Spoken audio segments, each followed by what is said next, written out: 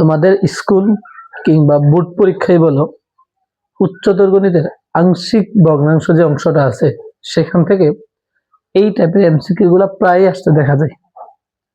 আমরা আজকে চেষ্টা করব দুইটা এমসিকিউ নিছি, এই টাইপের অসংখ্য এমসিকিউ তোমাদের পরীক্ষাতে আসে।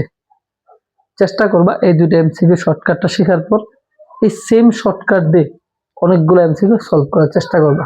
বিভিন্ন বোর্ড প্রশ্ন যেগুলো আসছে সেগুলো সলভ করার চেষ্টা করবা। তাহলে চলো আমরা দেখি কিভাবে করবা। জাস্ট 5 সেকেন্ডের ভিতরে কিভাবে ম্যাথগুলো তুমি করবা। দেখো, তোমাকে এটা কিন্তু বোর্ড প্রশ্ন, দিনাজপুর বোর্ড 2022-এ আসা একটা প্রশ্ন। বলা হয়েছে এই একটা 2x - 3 বাই x - 2 x - 3 আছে, হলে এটা আছে, বলছে a এর মান কত এখান থেকে। এই যে a ভ্যালুটা আছে, এই যে a এর মানটা কত আমাদের।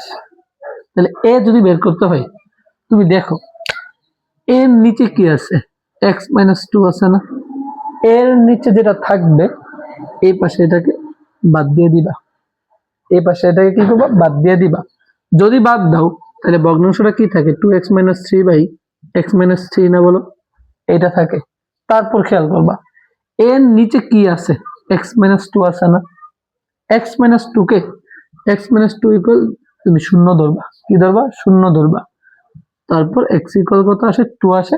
x এর ভ্যালুটাকে এখানে তুমি বসাই দাও।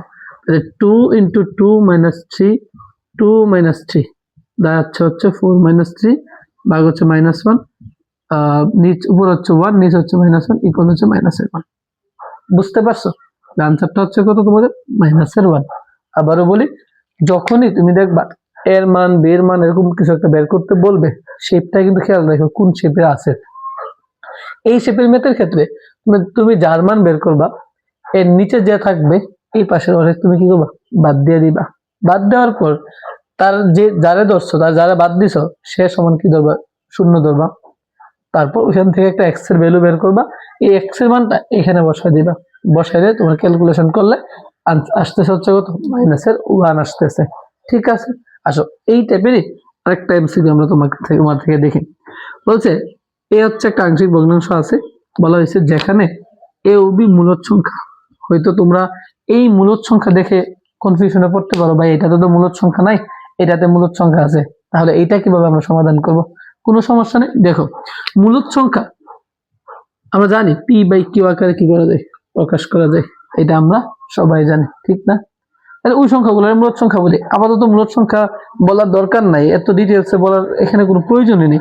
আমার জাস্ট হচ্ছে এ ও বি মূলদ সংখ্যা হলে তবে বি এর মান নিচের কোনটি, বি এর মান চাইছে একটা, আমার কি চাইছে, বি এর মান চাইছে তোমার থেকে। আসো, আমি বলছি b/x - 2 আছে তোমার কাছে, তাই না? বলো এই পাশে x - 2, এই যে x - 2, এই পাশে x - 2 কে বাদ দিয়ে দাও, বাদ দিয়ে দাও।